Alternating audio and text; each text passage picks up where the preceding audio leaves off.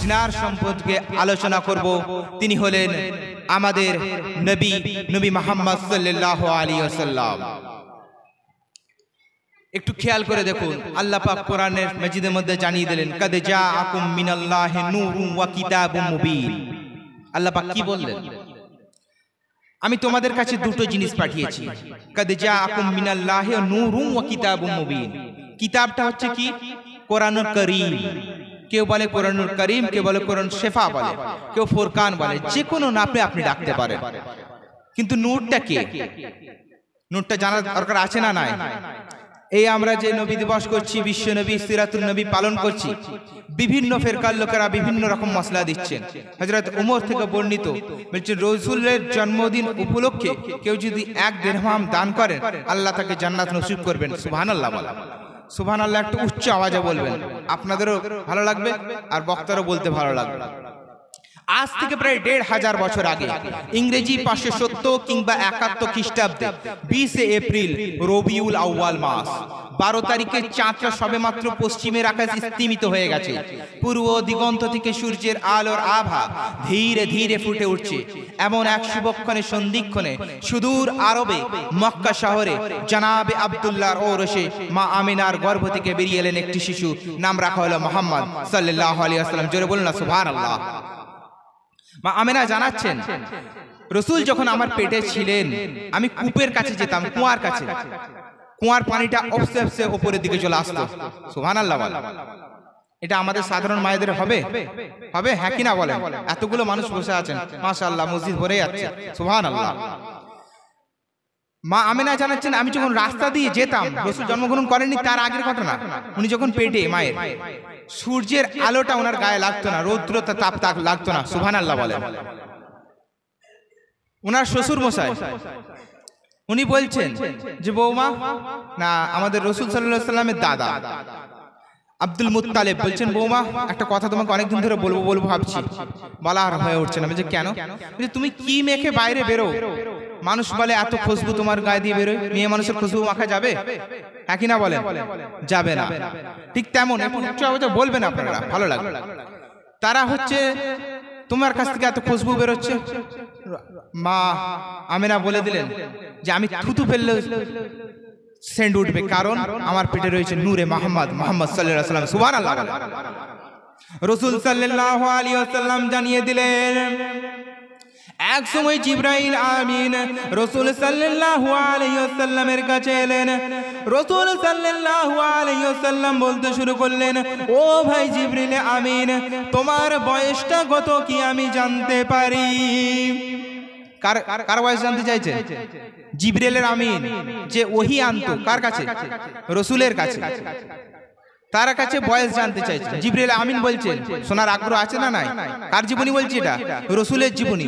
রাসূলের জীবনী যত শুনবেন আপনার আমলনামায় নেকি উঠবে। জিবরিল আমিন বলছেন, আমার বয়স কত আমি বলতে পারবো না, তবে আল্লাহর জমিনের উপরে আসমানের নিচে 72 লক্ষ হাজার বছর অন্তর একটা নক্ষত্র, একটা জ্যোতি, একটা নূর দেখতে পাওয়া যায়। সেইটাকে আমি 72 লক্ষ হাজার বছর অন্তর দেখেছি। সুবহানাল্লাহ বলেন। রাসূল সাল্লাল্লাহু আলাইহি ওয়াসাল্লাম বললেন, ও ভাই জিবরিল আমিন, তুমি কি জানো ওই তারকাটা, ওই নক্ষত্রটা, ওই জ্যোতিটা কে ছিল? জিবরিল আমিন বলতে লাগলো, না না না না, আমি ওই তারকাটা, ওই নূরটা আমি জানি না ওটা কি ছিল। আল্লাহ রসুল জানিয়ে দিলেন, আল্লাহর হাবিব বলে দিলেন যে আল্লাহর আসমানের নিচে জমিনের ওপরে যে তারাটা করা তুমি বারবার দেখতে পেতে 72 লক্ষ হাজার বছর অন্তর তুমি দেখেছো, ওইটা আর কেউ নয়, আমিনার লাল, মদিনার দুলাল, মুহাম্মদ রাসূলুল্লাহ সাল্লাল্লাহু আলাইহি ওয়াসাল্লাম। নূরটাকে বুঝতে পারলেন? আল্লাহর কোরআনে বলে দিন, কাদ জাআকুম মিনাল্লাহি নূরুন ওয়া কিতাবুম মুবিন। কিতাবটা হলো কোরআন আর নূরটা হচ্ছে রাসূল। সুবহানাল্লাহ বলেন। এবার আসছে নবী। নবী হবার 3টে ডেফিনিশন আছে। কটা বলেন? চটচট বলেন। 3টে। কি করে বুঝবেন যে নবী? নবী হতে গেলে তার কাছে প্রথমে আসে ওহী। কি আসে? ওহী। আর আছে মুজিজা।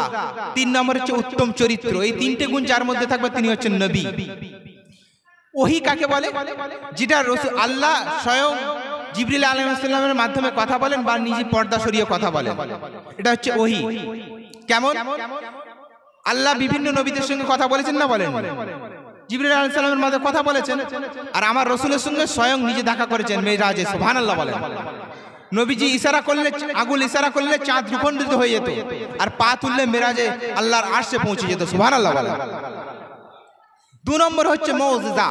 মুজিজা জিনিসটা বোঝার আছে। প্রত্যেক নবীদের একটি না একটি কিছু মুজিজা ছিল। যেমন ইসমাইল নবী এক ধরনের মুজিজা ছিল, ইসহাক নবীর এক ধরনের মুজিজা ছিল, দাউদ নবীর এক ধরনের মুজিজা ছিল। দাউদ নবীর মুজিজা ছিল, উনি যদি, আমরা লোহা কেমন করে পিটাই, আগুনে প্রথমে দিই, তারপর একটা স্ট্রাকচার তৈরি করি, কোদাল কাটারি যেরকম ধরনের স্ট্রাকচার তৈরি করি, কিন্তু ওই নবীর হাতে যখনই লোহা পড়তো এটা পানির মতো গলে যেত। সুবহানাল্লাহ বলেন। এটা সেই যুগে ছিল। এটা কি আর এই যুগে হবে? হবে কি হবে না বলুন?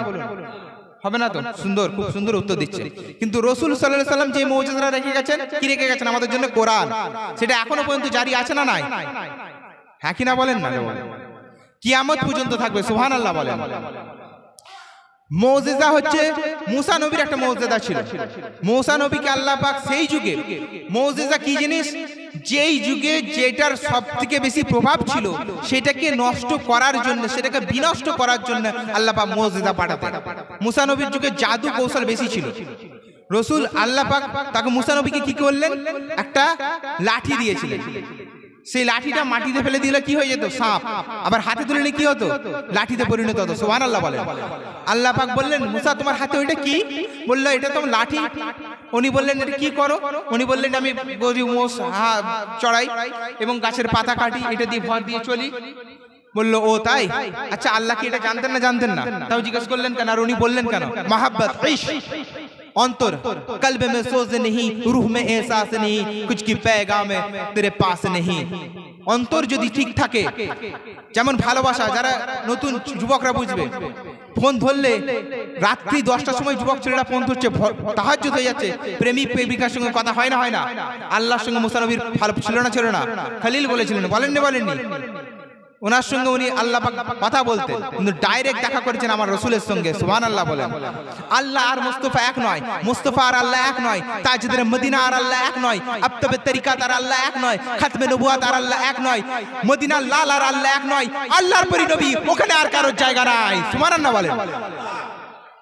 মুজিজাটা কি দেখুন। এবার সুলাইমান নবীর মুজিজা কি ছিল? উনি তক্তার উপরে দাঁড়িয়ে পড়লে কোন ইঞ্জিন ছাড়া এক জায়গা থেকে আরেক জায়গায় যেতে পারতো। সুবহানাল্লাহ বলেন। সেটা কি এই যুগে আর হবে? আপনি তক্তায় দাঁড়ালে এক জায়গায় আরেক জায়গায় যেতে পারবেন?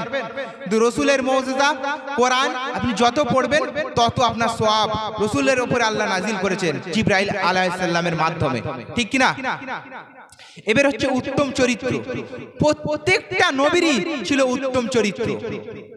যে কোনো নবীর আপনি চরিত্র দিক খোঁজ করবেন, তার চরিত্র ছিল উত্তম। এই তিনটে জিনিস হচ্ছে উত্তম চরিত্রের পরিচয়। রাসূল সাল্লাল্লাহু আলাইহি ওয়াসাল্লাম ওনার 40 বছর বয়সে ওহী নাজিল হয়েছে। তাহলে 40 বছর উনি কি করেছিলেন? কি করেছিলেন বলুন?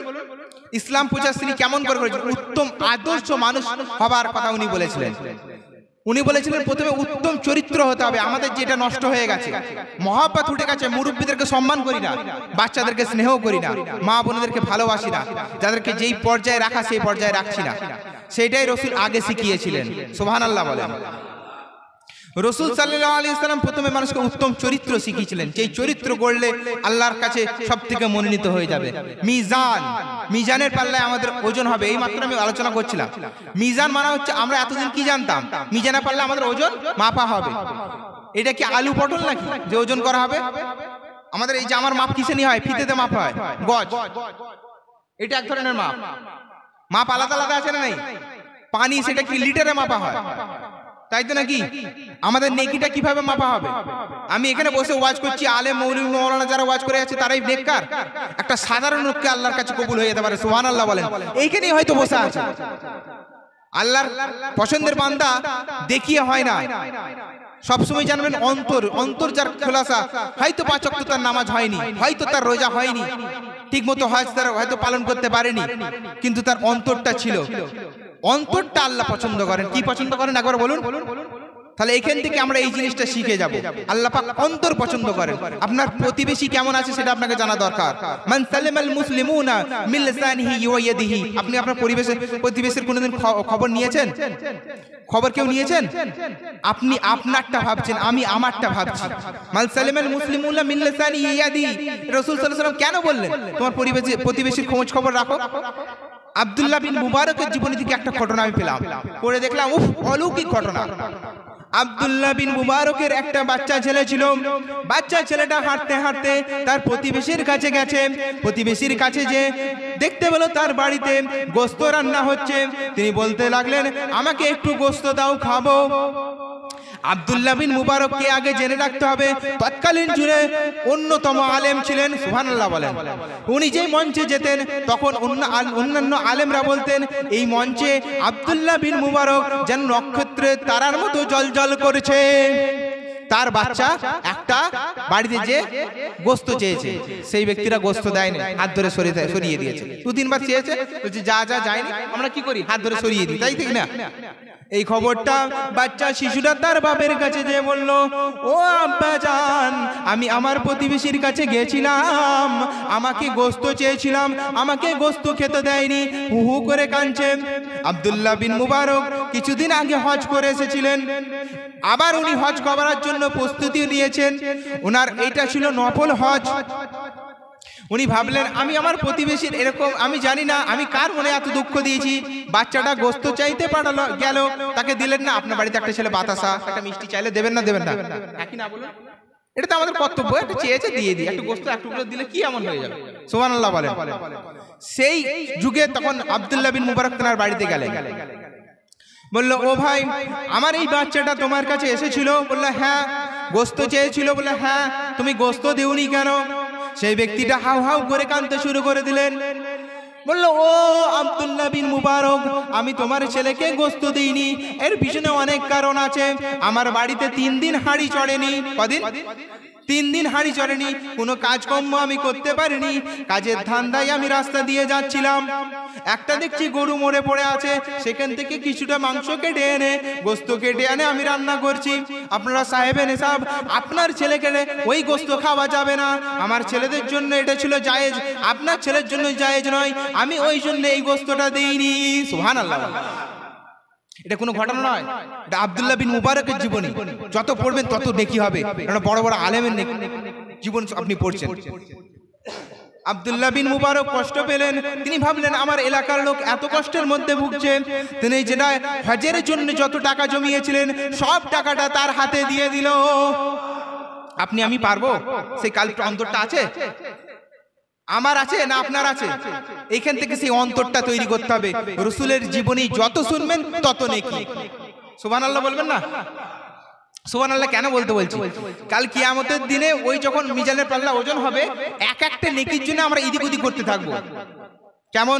আল্লাহ পাক কোরআন শরীফে জানিয়ে দিলেন, বললেন, তোমাদের যখন ওরকম অবস্থা হয়ে যাবে, ভাই বোন তোমার কাছে থাকবে না, বোন ভাইয়ের কাছে থাকবে না, মা মেয়ের কাছে থাকবে না, বাপ ছেলের কাছে থাকবে না, জমিনটা হয়ে যাবে তপ্ত উত্তাপ হয়ে যাবে, সূর্যটা এক হাত ইখতিলাফ আছে, আধা হাত কাছে চলে আসবে, মাথার ঘিলুগুলো নাক দিয়ে, চোখ দিয়ে, মুখ দিয়ে টপ টপ করে পড়তে থাকবে। এটা আপনারা শোনেননি? সেই যুগের, তাই জন্য এই সুবহানাল্লাহটা যখন বলবে, হাই মসজিদে বসে ওই আব্দুল আজিজ সাহেবের ছেলে সৈয়দ রাফে সুরুর সুবহানাল্লাহ বলেছিলেন, একটা নেকির জন্য আপনি জান্নাতে চলে যাবেন। সুবহানাল্লাহ বলেন। আমার জন্য তখন আপনারা দোয়া করবেন, করবেন না? করবেন না? আপনার জন্য আমি দোয়া করব। কথা বুঝতে পারছেন? সেই আব্দুল্লাহ বিন মুবারকের সঙ্গে তার বন্ধুর হজ করার কথা ছিল। বন্ধুর সঙ্গে হজ করে না? করে না? কিছুদিন পর তার বন্ধু ফিরে এলো। ঘটনাটা বুঝতে পারছেন তো? তার বন্ধু ফিরে এলো, ফিরে এসে আব্দুল্লাহ বিন মুবারকের সঙ্গে দেখা করছেন। বলছে, ও ভাই আব্দুল্লাহ বিন মুবারক, তুমি কবে হজ থেকে ফিরলে বলো? উনি হজে গেছিলেন না যাননি? আর কথা বলেন, যায়নি তো? তেনার বন্ধু এসে বলছেন, তুমি কবে ফিরে এলে বলো? তিনি তখন তো চুপ করে আছেন। নারা দিন, নারে তাকবীর, নারে তাকবীর। আমাদের ভাইজান উপস্থিত হয়েছেন। যাক, এই কথাটা আমি শেষ করে দিয়ে ওনার কাছে ছেড়ে দেবো। মাশাআল্লাহ, খুব সুন্দর আলোচনা করেন, অনেক জায়গায় একত্রিত হই, খুব ভালো পরিচিত ব্যক্তি, আমাদের খুব স্নেহের এবং ভালোবাসা। যাক, আব্দুল্লাহ বিন মুবারক ওনার বন্ধু বলছেন যে এই পয়সাটা আমি দিয়েছিলাম, এবং তার বন্ধু এসে বললেন যে তোমার হজটা, তুমি হজে যাওনি, সত্যি কথা বলো, আমি তোমাকে দেখেছি তুমি হজ করেছো। সুবহানাল্লাহ বলেন। বলছে কিভাবে দেখলে? বললো যখন আমি সাফা মারওয়া করছি আমি তোমাকে সামনে দেখতে পেয়েছি। সুবহানাল্লাহ বলেন। আমি যখন কাবা শরীফ তাওয়াফ করছি আমি তোমাকে সামনে দেখতে পেয়েছি। সুবহানাল্লাহ বলবেন না? উনি এটা বলে চলে গেলেন। সেই দিন রাত্রে আল্লাহ পাকের তরফ থেকে আব্দুল্লাহ বিন মুবারককে স্বপ্ন দেখানো হচ্ছে। কি স্বপ্ন দেখানো হচ্ছে? ও আব্দুল্লাহ বিন মুবারক, তোমার ওই যে দানটা আল্লাহ পাক কবুল করে নিয়েছে, এবং তোমার সুরত ধরে একটা ফেরেশতাকে হজ করে নিয়েছে। শুধু তাই নয়, ওই সময় যতদিন ওই জায়গায়, ওই যেদিনে যখন সবাই গেছিল উমরা করতে বা হজ করতে, সেই সময় সেই যুগে সকলের উমরা বা হজ আল্লাহ পাক কবুল করে নিয়েছেন। এটা হচ্ছে প্রতিবেশীকে ভালোবাসা, এর মধ্যে থেকে পাওয়া যায়। আর আল্লাহর রসুল তিনি একটা হক বলে গেলেন যে আল্লাহর হক আল্লাহ পূরণ করে দেন। আল্লাহর হক আল্লাহ পূরণ করে দেবেন। আপনি কোনো গোপনে গুনাহ করেছেন, আল্লাহ মাফ করে দেবেন। কোনো প্রকাশ্য গুনাহ করেছেন, আল্লাহ পারলে মাফ করে, পারবে না পারবে না? সুবহানাল্লাহ বলেন। কিন্তু আল্লাহ পাক জানাচ্ছেন বান্দার হক, আপনার উপরে আমি কোনো অত্যাচার করেছি, আপনি আমার উপরে কোনো অত্যাচার করেছেন, আমি যতক্ষণ না মাফ করছি আল্লাহ মাফ করবেন না। কেমন? রাসূল সাল্লাল্লাহু আলাইহি ওয়াসাল্লাম বললেন, আমি তোমার মসজিদের নববীতে বসে আছেন, বললেন আমি তোমাদের উপর কোনো হক নষ্ট করেছি বা তোমাদের উপরে কোনো আমার উপর কেসাস আছে? বললেন হ্যাঁ। সবাই চুপ করে আছে, একজন হাত তুলে বললেন হ্যাঁ রাসূলুল্লাহ আমার আছে। বলল কি? বলল আপনি একটা যুদ্ধে ছড়ি বা লাঠি ঘোরাতে ঘোরাতে আপনার একটা বাড়ি আমার পিঠে এসে পড়েছিল, তখন দুর্ভিক্ষের যুগ, আমার জামাটা ছিল খোলা, আমার জামাটা ছিল খোলা, আমার পিঠে লেগেছিল, আমার খুব কষ্ট হয়েছিল, আমি এটাকে পূরণ করতে চাই। এটা খারাপ কথা না ভালো কথা? তখন উমর হাত গুটাচ্ছে, উমর রাদিয়াল্লাহু আনহু কি বলে, রাসূলকে মারবে? রাসূলকে মারবে? বললো না উমর তুমি বসো, কি বলছে দেখো। বললো আপনার জামাটা তুলতে হবে, শুধু মারলো না। তখন আরো এবার উঠে পড়েছেন উমর রাদিয়াল্লাহু আনহু। কেন? বলছে তুমি রাসূলকে মারার জন্য আগে আসছো? বলছে হ্যাঁ। রাসূল পিঠের জামাটা তুলে দিলেন, পিঠের জামাটার কাছে মারতে আসবেন, উনি না মেরে চুমু খেতে লেগে গেলেন। ওনার পিঠে মোহরে নবুয়াত লাগানো আছে। কি লাগানো আছে? রাসূলের পিঠে মোহরে নবুয়াত। উনি সামনে যেমন দেখতেন এট এ টাইম পিছনে তেমন দেখতেন। সুবহানাল্লাহ বলেন। রাসূল সাল্লাল্লাহু আলাইহি ওয়াসাল্লাম সামনে দাঁড়িয়ে নামাজ পড়াতেন, পিছন দিকে দেখতে হতো না, উনি বলে দিতেন কাতারটা সোজা করো, ব্যাকা টাকলে কি করে দেখতে পেতেন? ওনার পিঠে কি লাগানো আছে? নবুয়াত, মোহরে নবুয়াত।